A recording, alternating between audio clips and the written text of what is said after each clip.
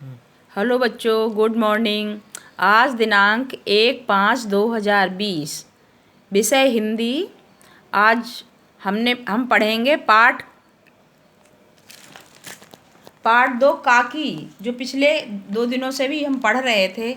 इसकी हमने कहानी भी सुनी और इसको पाठ का सारांश पढ़ा भी होगा तुम लोगों ने। आज मैं इसकी व्याख्या लिखना सिखाऊंगी आपको, गद्य की व्याख्या लिखना सिखाऊंगी। तो व्याख्या लिखने में सबसे पहले संदर्भ लिखा जाता है और प्रसंग लिखा जाता है। तो संदर्भ में लिखा जाता है ये किस पाठ से लिया गया है और इसके कौन लेखक हैं, और प्रसंग में लिखा जाता है कि इसमें क्या बताया गया है। तो इसमें जो हम ये यहाँ से लेके यहाँ तक गद्यांश की व्याख्या सिखाएंगे। तो इसका संदर्भ लिखेंगे तो कैसे लिखेंगे? प्रस्तुत गद्यांश हमारी पाठ्य पुस्तक मंजरी के काकी नामक पाठ से लिया गया है। इसके लेखक कौन है? सियाराम शरण गुप्त।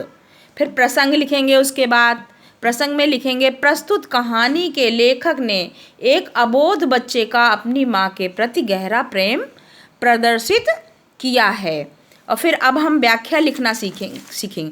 जैसे यहाँ से है, यद्यपि बुद्धिमान गुरुजनों ने उसे विश्वास दिलाया कि उसकी काकी उसके मामा के यहाँ गई है, परंतु यह बात उससे छिपी न रह सकी कि काकी कहीं नहीं ऊपर राम के यहाँ गई है। काकी के लिए कई दिन तक लगातार रोते रोते उसका रुदन तो धीरे धीरे शांत हो गया, परंतु शोक शांत न हो सका। वह प्रायः अकेला बैठा बैठा शून्य मन से आकाश की ओर ताका करता था। यहाँ से लेके यहाँ तक हम इसकी व्याख्या लिखेंगे। व्याख्या का मतलब ये जो लिखा है वो तुम्हें समझ में आता है, उसका अर्थ अपनी भाषा में लिखा जाता है, वो होता है व्याख्या।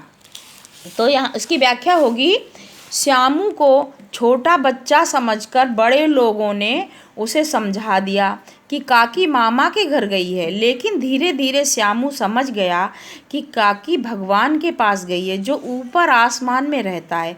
श्यामू कई दिन काकी से मिलने के लिए रोता रहा। जब वह नहीं आई तो उसने रोना बंद कर दिया। फिर भी काकी से न मिलने पाने की उसे गहरा दुख था। वह बैठा अकेला यह सोचता रहता कि काकी आसमान से किस प्रकार उसके पास आए।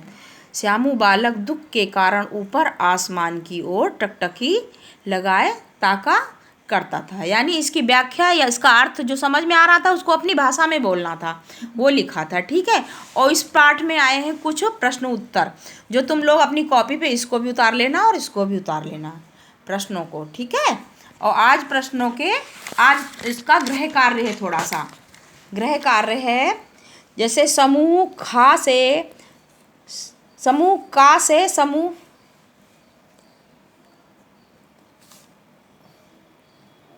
समूह का के नामों को छांटकर समूह खा से संबंधित शब्दों में चुनिए। जैसे श्यामू के पिता कौन थे? विश्वेश्वर। ऐसे तुम निशान लगाना। श्यामू का साथी कौन था? श्यामू का भाई, श्यामू की बहन, ये निशान लगाना और एक गृह कार्य करके भेजना। ठीक है।